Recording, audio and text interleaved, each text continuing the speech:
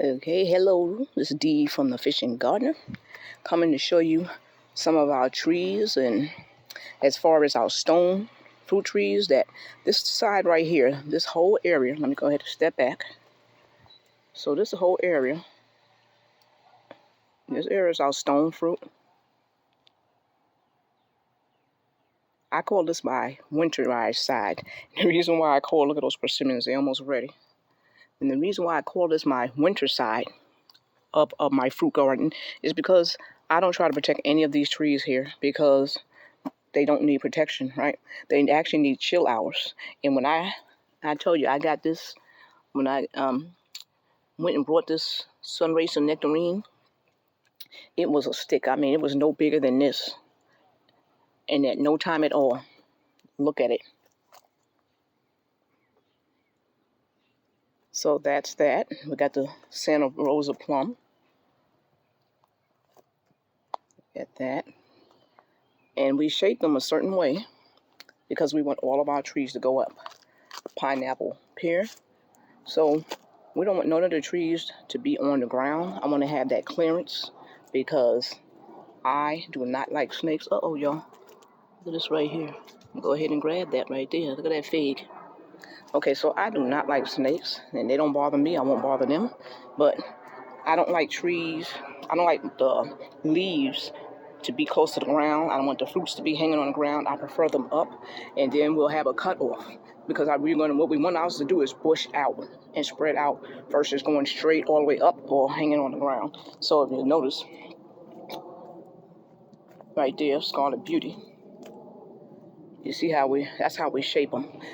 So, everybody shapes their trees differently however they want. This right here gives it the ample amount of sunlight that can get in between these trees. As you can see, this right here we just got, I think this is April, yeah, that. And she was sitting there doing nothing, and look at her grow.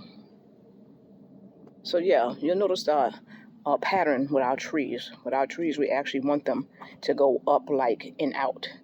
And we're going to shape them, and I'd rather not have any fruit at all until I get them shaped than have fruit and they're hanging on the ground. And there, right there, that's that guava. She's going up. And you'll see another one over there, which is another one. Let me get a little closer so you can go ahead and see this nectarine tree. And it's been back and forth with a little bit of chilliness. So here it was when it was trying to flower.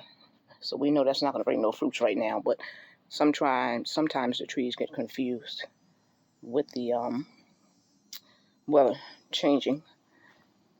So this side, like I said, of my backyard, those are all blueberries. I don't do no protection. I don't protect none of this back here.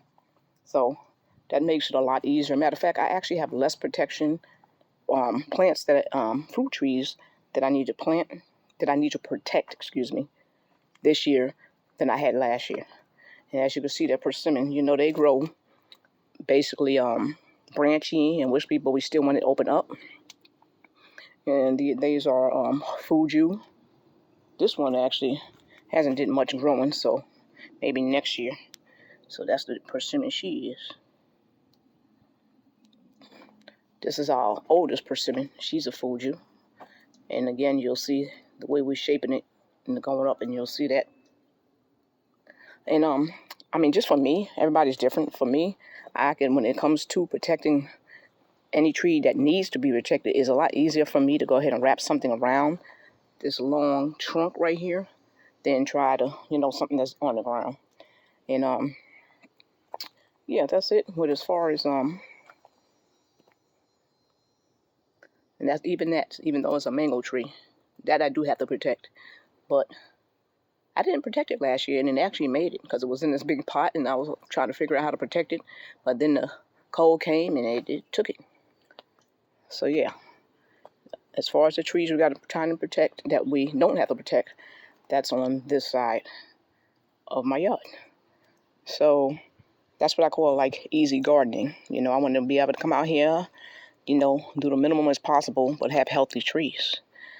Okay, so that's the peach trees, plum trees, pear trees, persimmons, and fig. You got fig trees. I got sugar apple trees. I didn't protect the sugar apple trees neither, so they did it very well. They're still here. Okay, so I'm going to come back at you with a video of the trees that I do need to protect. Have a nice day. Goodbye.